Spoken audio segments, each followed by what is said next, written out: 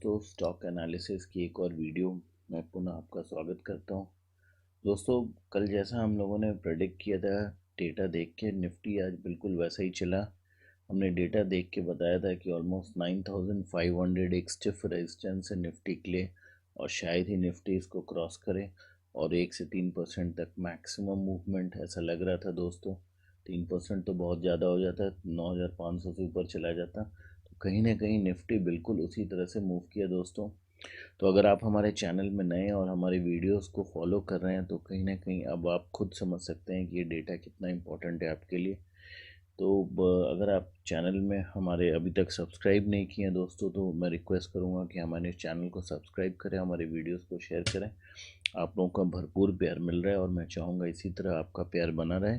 और बिल्कुल comment box में कमेंट करें दोस्तों कि आप वीडियोस में क्या इम्प्रूवमेंट चाहते हैं, तो उस हिसाब से मैं आपके हिसाब से टेलर मेड करके वीडियो बनाने की कोशिश करूँगा। दोस्तों, तो आइए, आज की डेटा मैंने अपडेट कर ली है और काफ़ी बड़ा डेटा रहता है दोस्तों, इसलिए थोड़ा सा वीडियो को डालने में लेट हो जाता है, क्योंकि बहुत सारी डेटा एनालिसिस करके मैं आपके पास वीडियो लाता हूँ ताकि हर एंगल से हम निफ्टी और बैंक निफ्टी की एनालिसिस कर सकें और एक हॉलिस्टिक व्यू के साथ मार्केट में आपको कल उतरने के लिए प्रेजेंट कर सकें। तो भाई दोस्तों, मैंने अभी थोड़ा सा अपनी जो रेंज है डेट की उसको कम किया, ऑलमोस्ट 15 डेज़ का ले रहे हैं, क्योंकि अप्रैल की एक्सपायरी एकदम करीब है।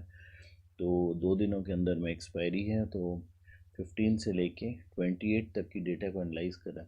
तो अगर फ्यूचर इंडेक्स में लॉन्ग साइड में देखते हैं दोस्तों, तो क्लियरली देखिए कि एफआईआईज़ की मूवमेंट लॉन्ग साइड में बढ़ रही है। उन्होंने अपनी पोजीशंस बनाना स्टार्ट कर दिया था ऑलमोस्ट 24 अप्रैल से।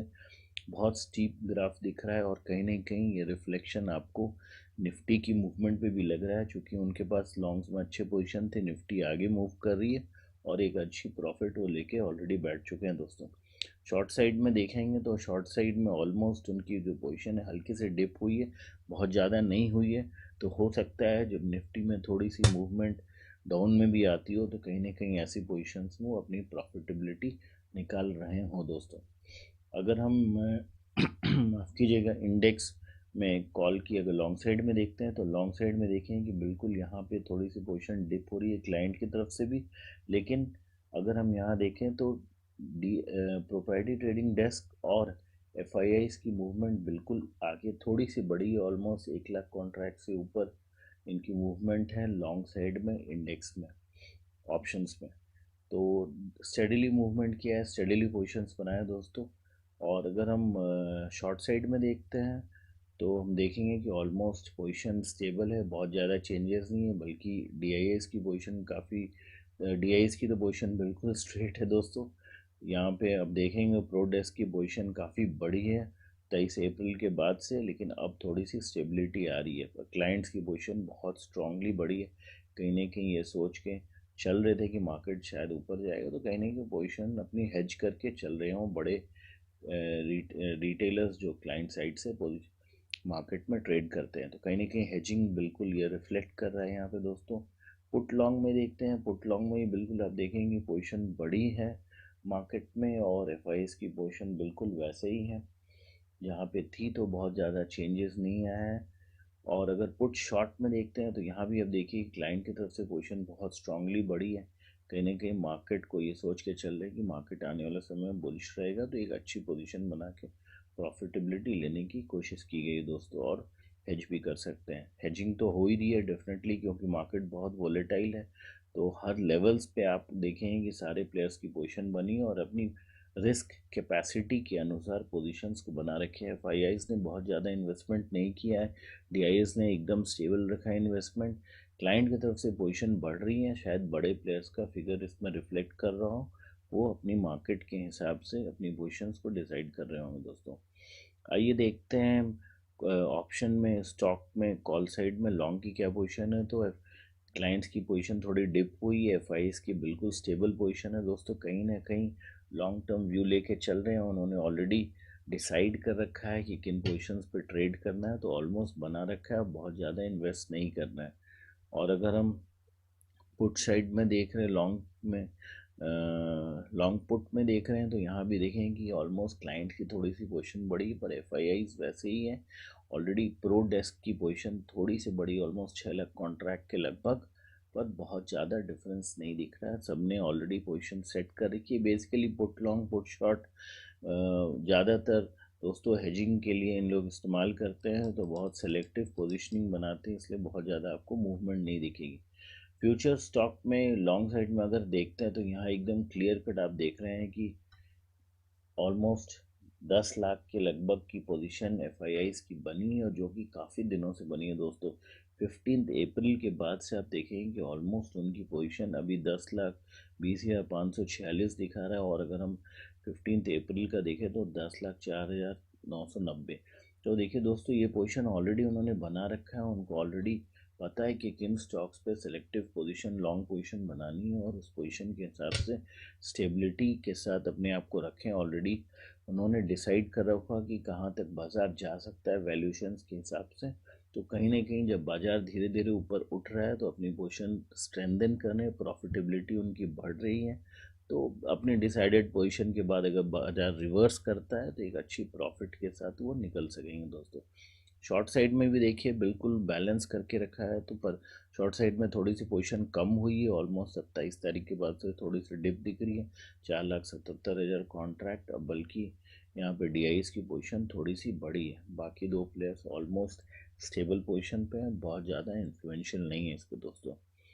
स्टॉक कॉल शॉर्ट में देखिए यहाँ पे ऑलमोस्ट एफआईएस की पोजीशन थोड़ी सी घटी है, बहुत ज़्यादा नहीं, लेकिन क्लाइंट एंड इनफैक्ट प्रोडेस्क ने भी अपनी पोजीशन तो थोड़ी सी कम की है। कहीं ना कहीं अब ऐसा लग रहा है उन्हें कि बाज़ार थोड़ा सा और ऊपर जा सकता है, पर बहुत ज़्यादा नहीं जाएगा, क्योंकि स्टिफ रेजिस्टेंस ऑलरेडी 9,400 पे बाज़ार को मिल रही है। तो कहीं ना कहीं दोस्तों ये जो 9,400 की रेजिस्टेंस या 9,500 का बिल्डअप हम कर रहे हैं, कहीं ना कहीं ये एफआईआईज की पोजीशन कहीं ना कहीं ये इस चार्ट से डिस्प्ले होती है कि फ्यूचर स्टॉक में लॉन्ग पोजीशन उन्होंने किस लेवल पे बना रखी हो। शायद वो लेवल्स हो जिस लेवल्स पे वो बाज़ार को वापस ला के एक प्रॉफिट उठाने की कोशिश कर रहे हो, करना चाहते हो दोस्तों। आने वाले समय में पता चलेगा कि क्या ऐसी मंशा है या नहीं है। और स्टॉक पुट में शॉर्ट साइड में देखेंगे तो एफआईआईज और ऑलमोस्ट डीआई स्टेबल हैं, बहुत ज़्यादा मूवमेंट नहीं है इनकी। यहाँ पे सिर्फ मूवमेंट जो आपको दिख रही है शॉर्ट साइड में पुट में, आपको स्टॉक में सिर्फ क्लाइंट्स की पोजीशन काफ़ी बड़ी है और प्रोडक्ट्स की पोजीशन बड़ी है। तो कहीं ना कहीं ये बाज़ार के हिसाब से अपनी पोजीशंस को स्टैब्लिश करना चाह रहे हैं दोस्तों।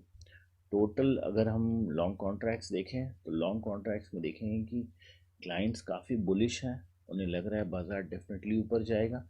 पर यहाँ पे देखिए दोस्तों कि एफआईआई की कितनी स्टेबिलिटी, ऑलमोस्ट 14 लाख कॉन्ट्रैक्ट्स काफ़ी दिनों से 15 अप्रैल से अब तक एकदम बिल्कुल स्टेबल कर रखा है। बिल्कुल ही एक लेवल के आने के बाद वो लॉन्ग नहीं कर रहे हैं, अपने कॉन्ट्रैक्ट्स को स्टेबल रख रहे हैं।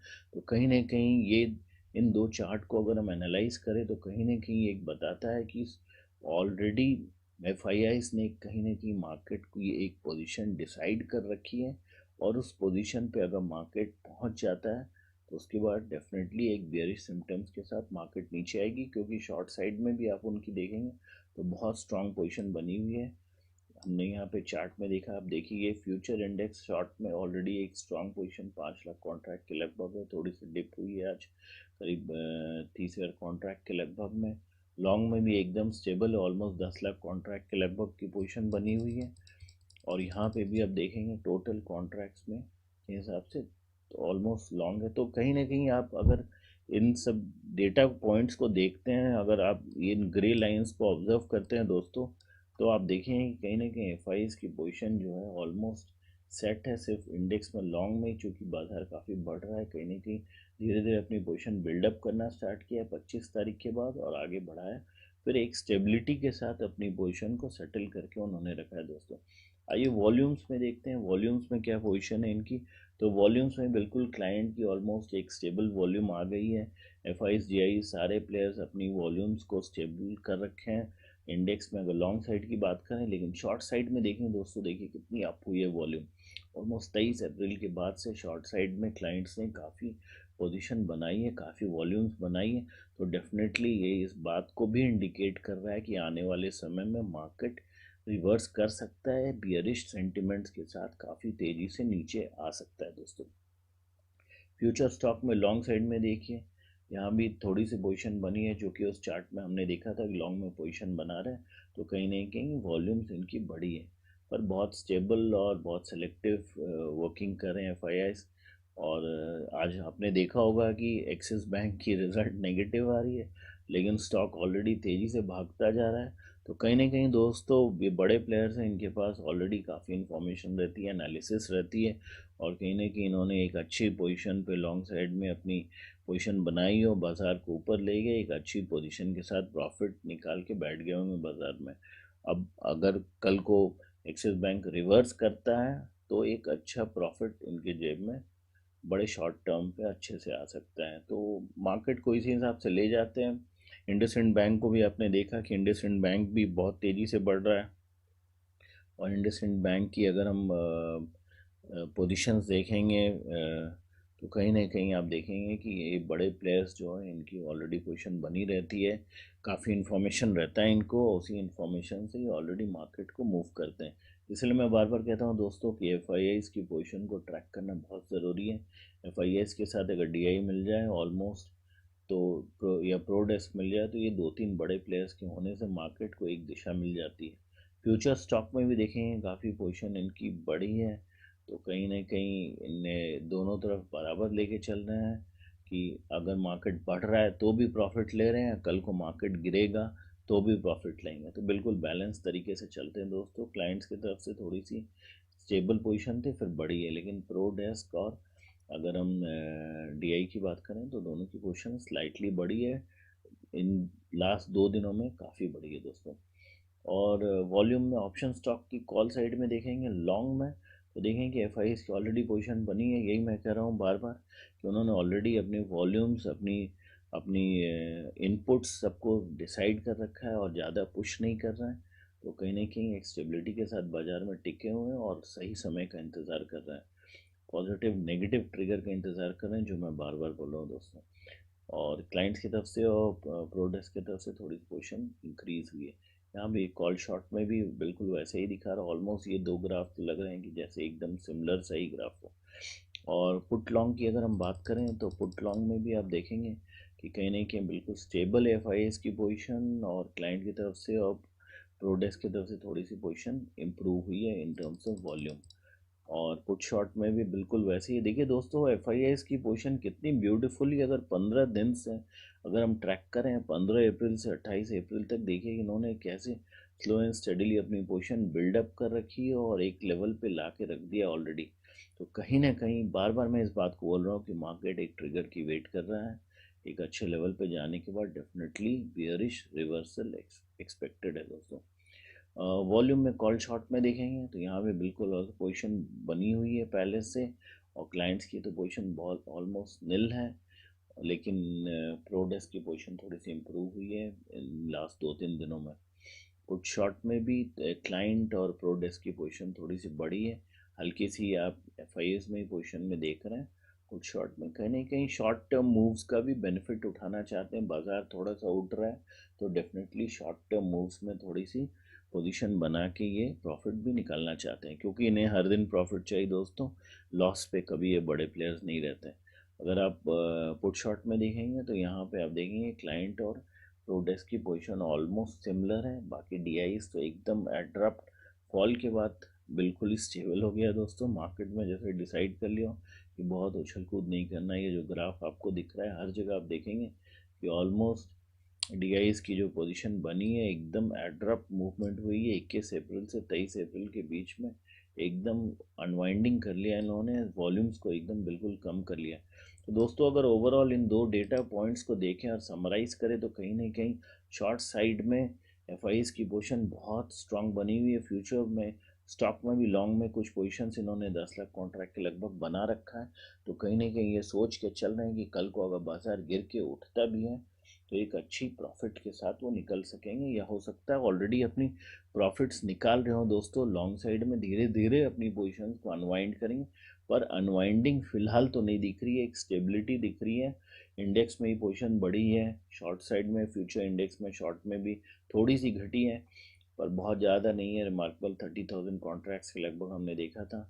और लॉन्ग साइड में बिल्कुल स्टेबल है। तो कहीं नहीं कहीं अगर एफ की सारी ग्राफ देखें जो बड़े प्लेयर्स हैं, ऑलमोस्ट एक स्टेबल पोजीशन उन्होंने बना रखा है। और अगर दोस्तों मैं आपसे रिक्वेस्ट करूंगा कि इस वीडियो को पॉज करके बार बार देखें। हो सकता है पहली बार में आपको बहुत सारे डेटा पॉइंट नहीं समझ में आए और मेरे को मजबूरी में थोड़ी फास्ट रहना पड़ता है, वरना ये वीडियो बहुत बड़ा हो जाएगा। अगर एक एक डेटा को हम एनालाइज करेंगे तो ऑलमोस्ट 1 से 2 घंटे का ये वेबिनार है दोस्तों। तो थोड़े से शॉर्ट टाइम में करता हूँ, पर डेली अगर आप हमारे साथ जुड़ें तो आपको चीज़ें धीरे धीरे समझ में आ रही होंगी। और उसको नेक्स्ट डे आप जब बाज़ार में जाते हैं तो आप खुद ऑब्जर्व करेंगे कि बिल्कुल बाज़ार इन्हीं डेटा पॉइंट्स पे मूव करता है दोस्तों। तो आइए परसेंटेज इंक्रीज इसी यहाँ पे मैंने लगा रखा है कि क्या प्रोपोर्शन है इनकी लॉन्ग और शॉर्ट में। तो फ्यूचर इंडेक्स में आप देखिए ऑलमोस्ट मैं जस्ट फ्लिप करना चाहता हूँ डेटा ताकि आपको एक लमसम आइडिया मिल सके। लॉन्ग और शॉर्ट में ऑलमोस्ट बैलेंस है, थोड़ी सी क्लाइंट शॉर्ट में थोड़े से ज़्यादा है और फ्यूचर स्टॉक में लॉन्ग में क्लाइंट्स की पोजीशन ज़्यादा है दोस्तों। अगर हम ऑप्शन इंडेक्स में देखें तो ऑलमोस्ट बैलेंस पोजीशन चल रही है। धीरे धीरे इन्होंने चेंज किया, अपनी बैलेंस लेकर रखा है। क्लाइंट में पुट साइड में देखेंगे, अगर पुट लॉन्ग में देखेंगे तो almost put long almost balanced है 52-48। इनवेन स्टॉक कॉल में देखेंगे तो 57-43, थोड़ी सी डिफरेंस है। एक्चुअली मेजर डिफरेंसेस मैं देखना चाह रहा हूँ तो कहीं ना कहीं ऑलमोस्ट दोनों साइड में लॉन्ग और शॉर्ट दोनों साइड में बैलेंस लेके चल रहे हैं दोस्तों। इंडेक्स में अगर देखेंगे तो हाँ डेफिनेटली ये सॉरी ये वो डीआईस की फिगर है। यहाँ पे पहले क्लाइंट की देख लेते हैं। तो नेट ऑन नेट लॉन्ग में क्लाइंट्स थोड़े से 53% हैं, तो बुलिश मान के चल रहे हैं, हल्की सी बुलिश सेंटिमेंट लेके चल रहे हैं compare to bearishness in the market अगर क्लाइंट्स की ओवरऑल ट्रेंड को अगर हम देखें तो। आइए ये डीआई की डेटा है, डीआई में देखते हैं तो इंडेक्स लॉन्ग में ऑलमोस्ट बुलिश है, मान के चल रहे हैं कि डेफिनेटली अप मूव है। और स्टॉक में देखेंगे दोस्तों तो देखिए बिल्कुल शॉर्ट पोजीशन बना रखा है। तो कहीं ना कहीं इनको लग रहा है कि जो सेलेक्टिव स्टॉक्स हैं वो डेफिनेटली नीचे गिरेंगे, अच्छी पोजीशन का वेट कर रहे हैं। हो सकता है मार्केट जब ट्रिगर ऑफ करे बियरिश सेंटिमेंट्स के साथ तो काफ़ी अच्छी प्रॉफिटेबिलिटी निकालें, बल्कि इन्वेस्टमेंट्स उनकी काफ़ी कम है। कॉल में फिर यहाँ पोजीशन देखिए almost 100% long position call long में बना रखा है दोस्तों। इंडेक्स साइड में अगर हम बात करते हैं तो बिल्कुल हैचिंग बैलेंस करके चल रहे दोस्तों। अगर आप सबको देखेंगे सबकी अपनी स्ट्रैटेजी है, बिल्कुल बैलेंस है। पुट में देखेंगे तो पुट लॉन्ग में पूरी 100% है, पुट शॉर्ट में कोई पोजीशन नहीं है इनकी।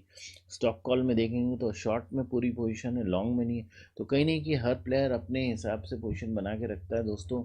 स्टॉक में अगर पुट और लॉन्ग में देखेंगे तो बिल्कुल पोजीशन नहीं रही है काफ़ी दिनों के, ऑलमोस्ट इनिशियल दिनों के बाद से यहाँ फरवरी में के बाद कोई पोजीशन नहीं बना रखा है। तो बिल्कुल ही नहीं, स्टॉक साइड में पुट लॉन्ग या पुट शॉर्ट में नहीं है। तो कहीं ना कहीं हो सकता है अपनी फिगर अपनी पोजीशन को बहुत मिनिमम बना के रखे हों, बहुत ज़्यादा हेज भी नहीं कर रहे हो। कहीं ना कहीं उन्होंने ऑलरेडी डिसाइड कर रहा है कि इन लेवल्स पर प्ले करना है दोस्तों।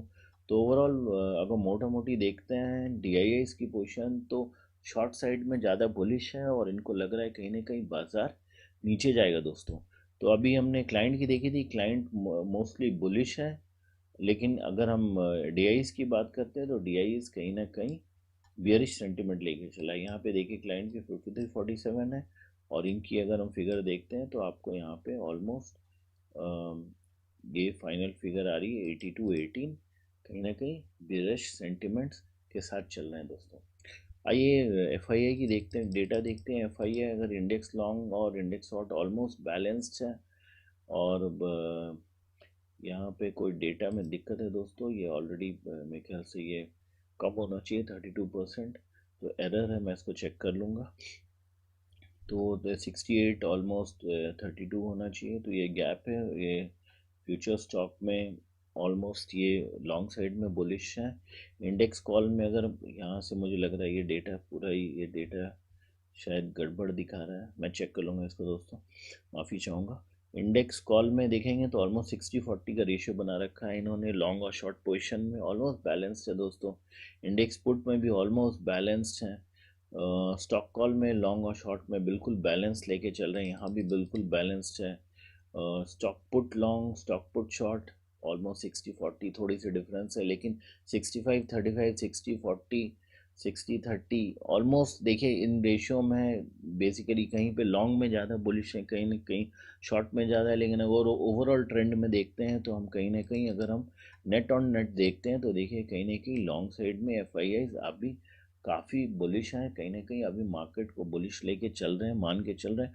तो डेफिनेटली इस कारण से अभी हम कई दिनों से हम बाज़ार को ऊपर जाते भी देख रहे हैं। ऑलमोस्ट देखिए पिछले 4-5 दिनों की बात करें तो ऑलमोस्ट 64% 65% के बीच में इनकी लॉन्ग और शॉर्ट कॉन्ट्रैक्ट्स के बीच की जो प्रपोर्शन है चल रहा है, और कहीं ना कहीं ये चीज़ बाज़ार में रिफ्लेक्ट कर रहा है दोस्तों।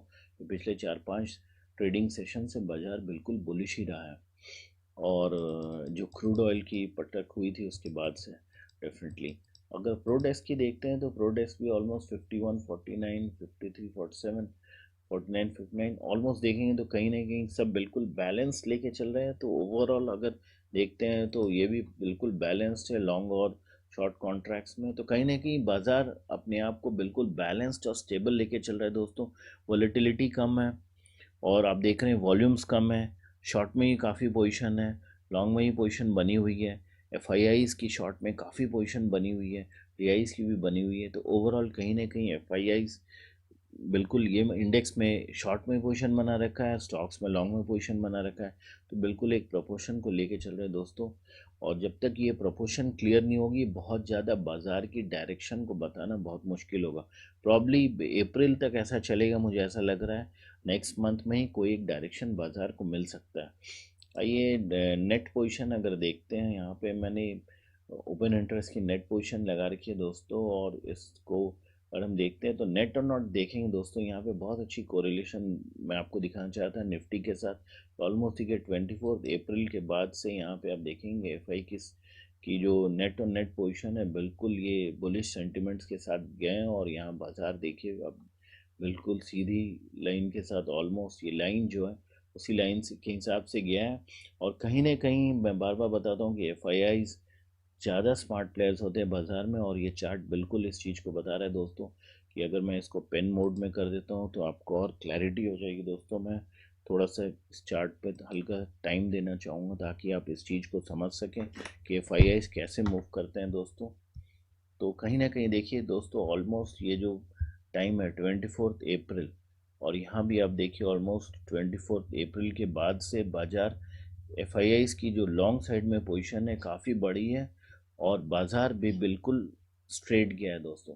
तो कहीं ना कहीं एफ आई आईज़ की जो पोजीशन है, आप कहते हैं बड़े प्लेयर्स अगर बुलिश सेंटिमेंट लेके मार्केट में चलते हैं तो कहीं ना कहीं मार्केट पे स्ट्रेट अवे इफेक्ट करता है दोस्तों।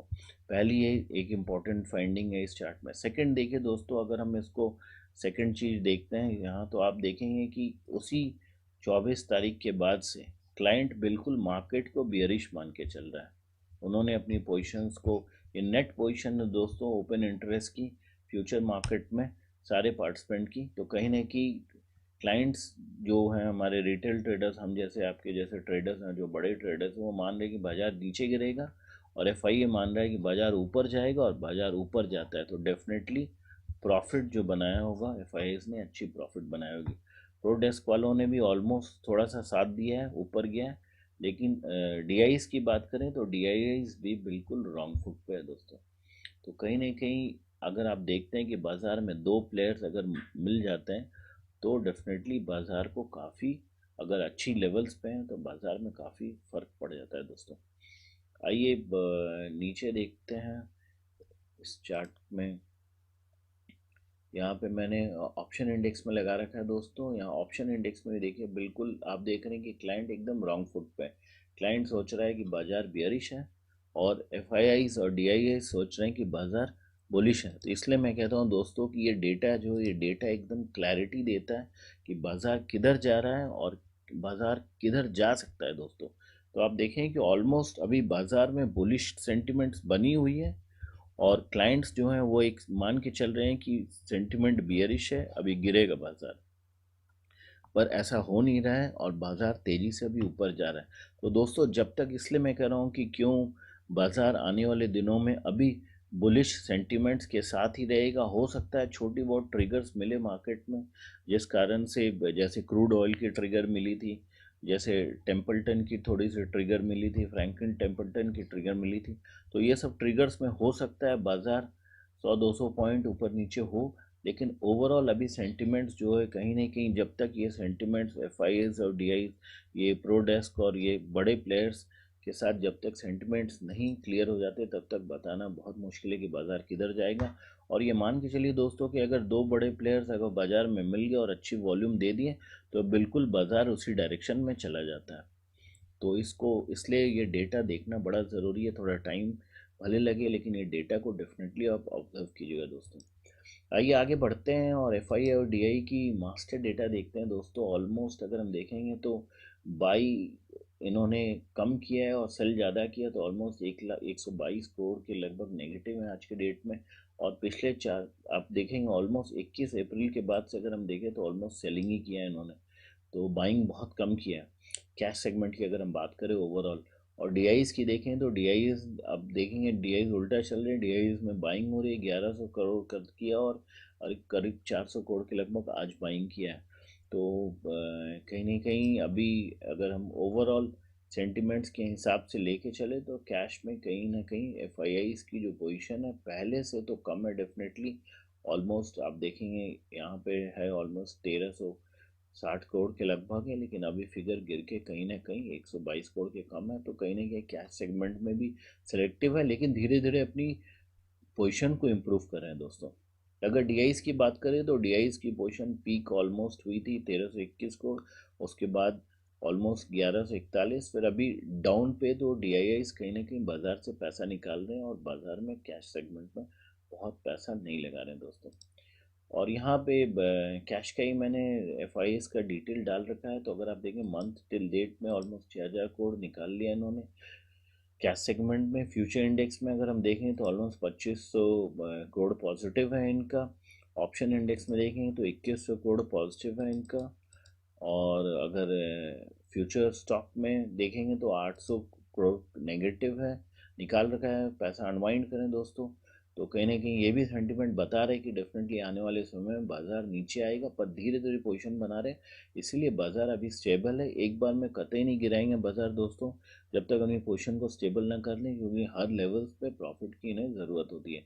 बड़ा टर्नओवर है तो कहीं भी बड़े लॉसेस के लिए ज़रा भी ये तैयार नहीं रहेंगे, बिल्कुल प्रॉफिट ही चाहिए हर लेवल्स पे दोस्तों। और ऐसा ही करते आए हैं, ये बाज़ार की सच्चाई है, सारे लोग जानते हैं इसको। स्टॉक ऑप्शन में देखेंगे तो ऑलमोस्ट 187 करोड़ इन्होंने अनवाइंड किया है दोस्तों। म्यूचुअल फंड में अगर देखते हैं तो 5,000 करोड़ करीब निकाला है।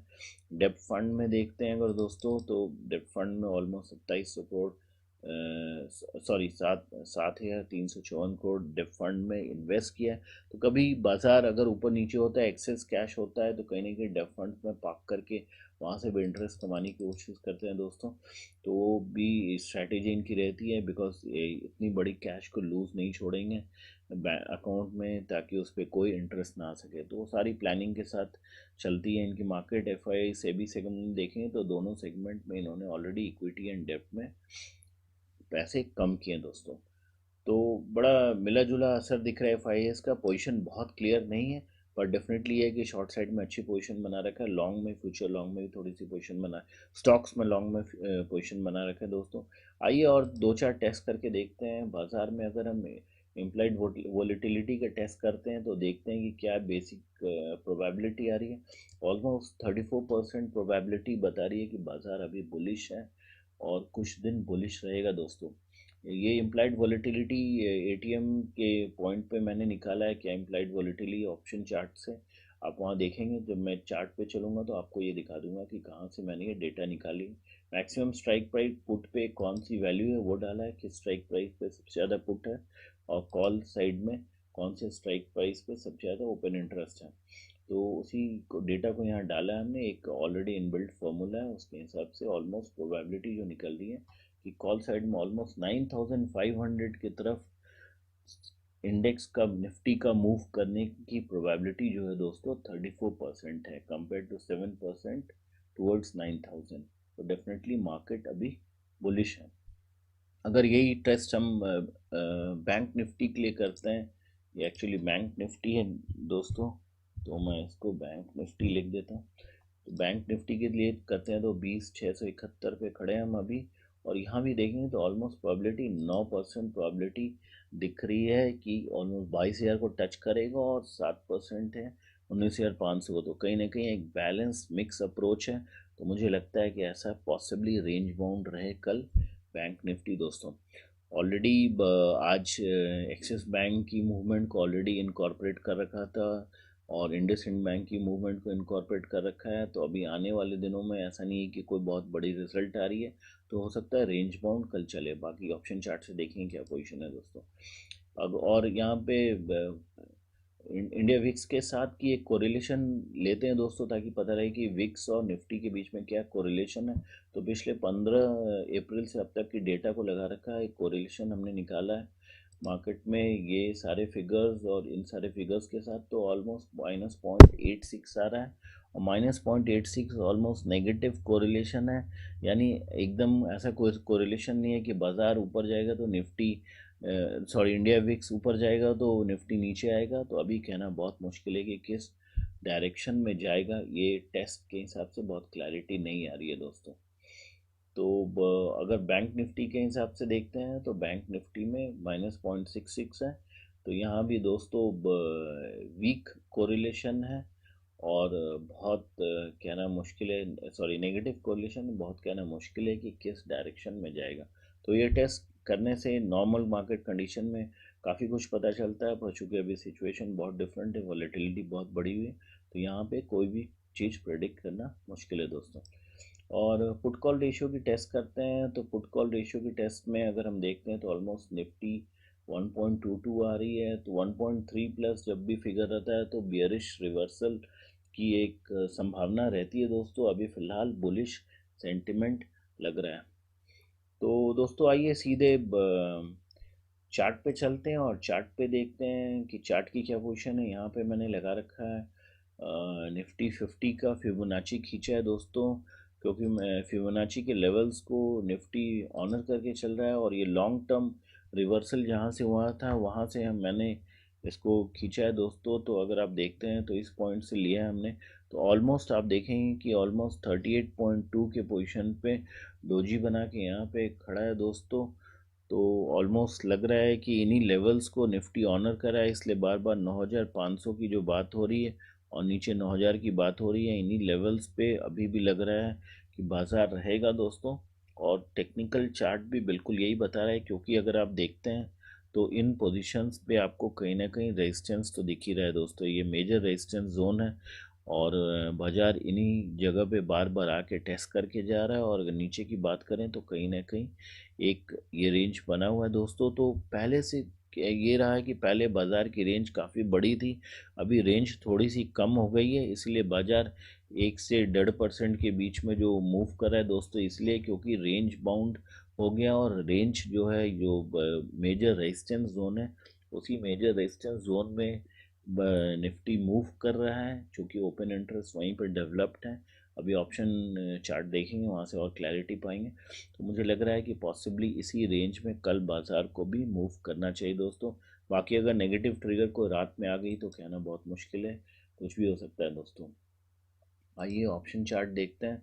तो यहाँ पे मैंने ऑप्शन चार्ट लगा रखा है। ऑप्शन चार्ट में कॉल और पुट से दोनों से देखते हैं ओटीएम साइड से कि कहाँ पे ज़्यादा बिल्डअप हुई है। अगर या इस पोजीशन पे हम लोग ऑलमोस्ट हैं खड़े दोस्तों, तो अब देखेंगे 13 लाख कॉन्ट्रैक्ट्स 9,400 पे, और 26 लाख कॉन्ट्रैक्ट्स 9,500 पे। तो दोस्तों जो इम्प्लाइड वॉलेटिलिटी की बात कर रहा था मैं, यही यही फिगर्स लेता हूँ मैं कि मैक्सिमम कहाँ पे है इम्प्लाइड वॉलेटिलिटी, उसी फिगर्स को डालते हैं। अगर और अगर हम यहाँ पे पुट साइड में देखते हैं 9,500 पे मैक्सिमम दिख रहा है, फिर 12 लाख यहाँ पे 9,600 पे, 9,700 पे 21 लाख दिख रहा है, 10,000 पे। काफ़ी बिल्डअप यहाँ पे दोस्तों धीरे धीरे हुई है। तो डेफिनेटली अगर बाज़ार कल को रिवर्स करता है तो एक अच्छी प्रॉफिट की संभावना बन सकती है। उसी हिसाब से प्लानिंग करके चल रहे होंगे दोस्तों बड़े प्लेयर्स।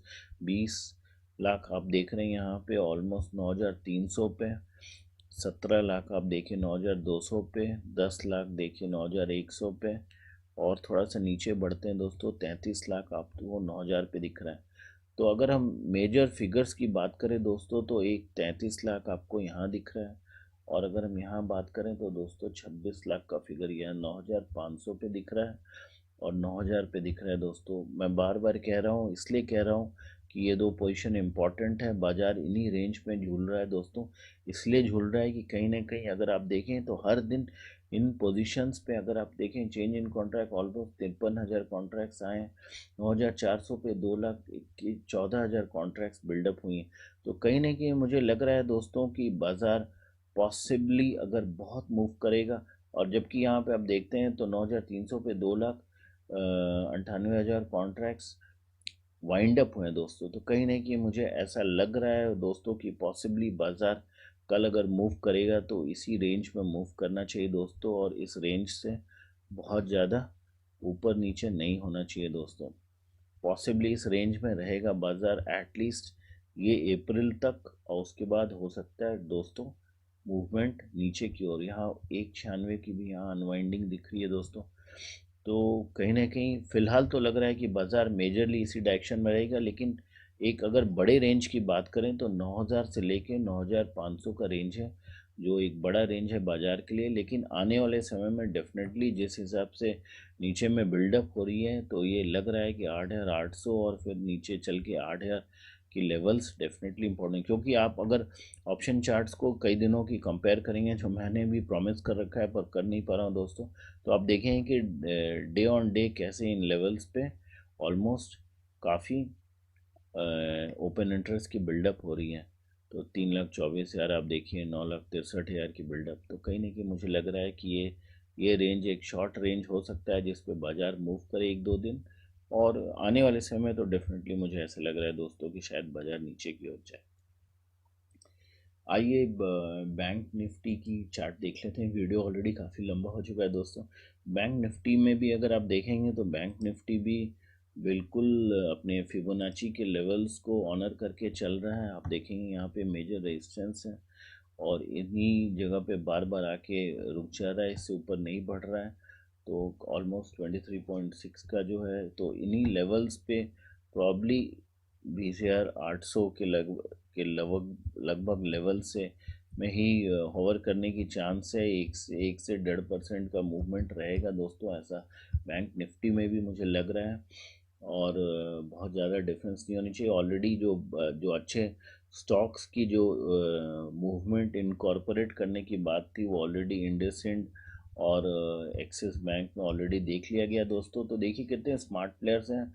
नेगेटिव मूवमेंट आनी इंडसइंड एक्सिस बैंक की रिपोर्ट में, फिर भी बाज़ार उठ के जा रहा है, क्योंकि कहीं ना कहीं मैक्स के साथ की जो टाई अप है वो एक पॉजिटिव ट्रिगर के साथ बाज़ार को ऊपर ले गया दोस्तों। तो कहीं ना कहीं ये बड़े प्लेयर्स हैं, मैं बार बार बताता हूँ, इन्फॉर्मेशन इनकी स्ट्रांग रहती है, इनको कहीं ना कहीं पता होगा। तो इन्होंने एक अच्छी लॉन्ग पोजीशन बना रखी होगी और अच्छी प्रॉफिट को बना के आज बैठ गए होंगे दोस्तों। तो ऑप्शन चेन देखते हैं बैंक निफ्टी की, और माफ़ कीजिएगा यहीं पे लगा देता हूँ मैं बैंक निफ्टी की ऑप्शन चेन।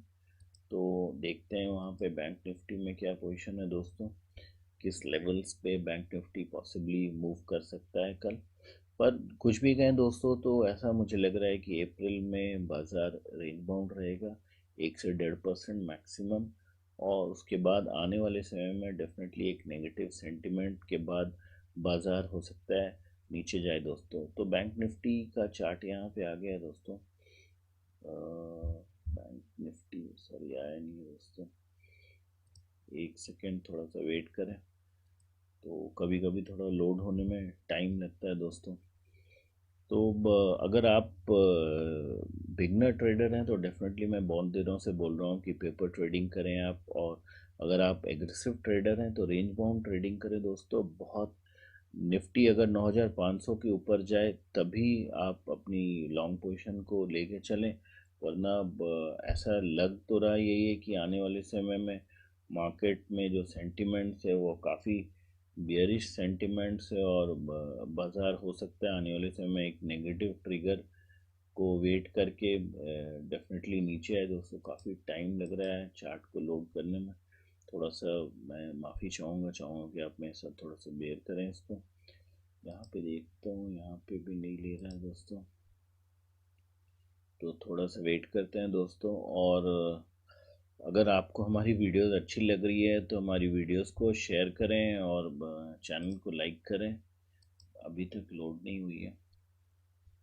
तो निफ्टी में भी, सॉरी बैंक निफ्टी में भी दोस्तों, जो जो मेजर स्टॉक्स थे जिनके कारण अच्छी मूवमेंट एक्सपेक्टेड थी, ऑलरेडी वो इनकॉर्पोरेट हो चुकी है। जैसा कि मैंने अभी आपको बताया, तो मुझे नहीं लगता है कि बहुत ज़्यादा मूवमेंट बैंक निफ्टी में भी देखने को मिलेगा दोस्तों। तो चार्ट यहाँ पे लग चुका है, हम लोग इस पोजीशन पे हैं दोस्तों। अगर आप देखते हैं 4,47,000 21,000 पे, उसके बाद 3,09,000 21,500 पे, और नीचे की साइड में 4,76 आपको 20,000 पे दिख रहा है दोस्तों, और 2,47 20,500 पे।